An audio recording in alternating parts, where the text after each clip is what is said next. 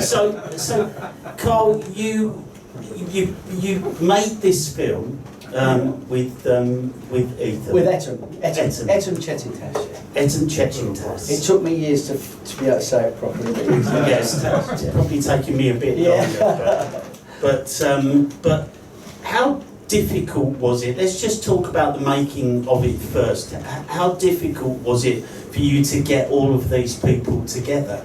Well, it is difficult, but we didn't get them together in one. It was like a little jigsaw that we didn't really have the pieces, but each piece was coming through different times. You know, someone would answer an ad and say, "Oh, my mum was a factory girl," and you go, "Okay, we'll come along and interview her." Well, she can't do it today because she plays whist on the jazz. Well, I won't come. I'm not coming now. I can come. You know, if we can set a day.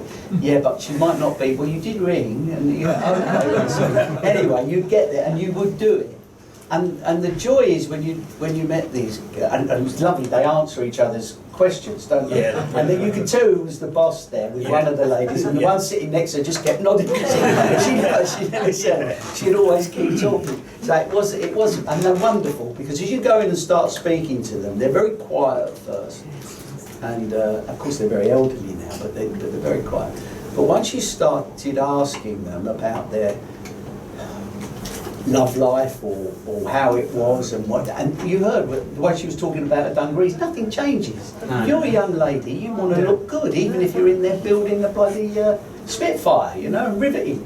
So they do, so they cut them up, and you see with my granddaughters, you know, they go, look, put your dress down a bit, you know, you go into school, you know, oh, all right, yeah, granddad, go on, and you know what they all tuck it up as they go around the corner, and so nothing changes. And little did she know, with the crutch down here somewhere, she was starting a fashion, which you see. Yeah, absolutely, yeah, down with the kids, yeah. It's a completely different war now, isn't it? Yeah. It's not the same. It's not. It's not at all the same. You look at what's going on in Ukraine, what's going on in Gaza, what's going on, all the different conflicts around the world. It's all done technically. It's all done. It was all done with phones and goodness knows what, and infrared this and all that. I mean, this is state of the art. I mean, when a woman's making the screws for the thing in a bedroom, Yeah, that was nice. you know what we're talking about here. You know, this is a nonsense really if you think about it. How are they doing that? But they were, and her husband thought, oh, I'll put this together. I'll build the lathe. I'll put the German lathe in with this and put that up there, and then she's sitting up there treadling it and making these screws.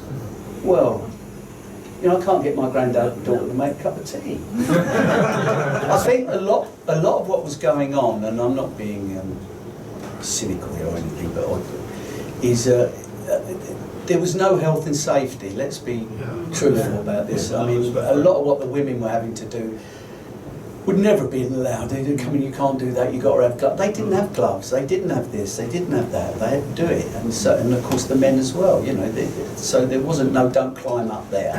You know, so when they're climbing on the sides of the things, a health and safety officer would come in and he'd get down from there, you're not allowed to go up there. We'd never get anything done. Then, This gentleman here? yeah.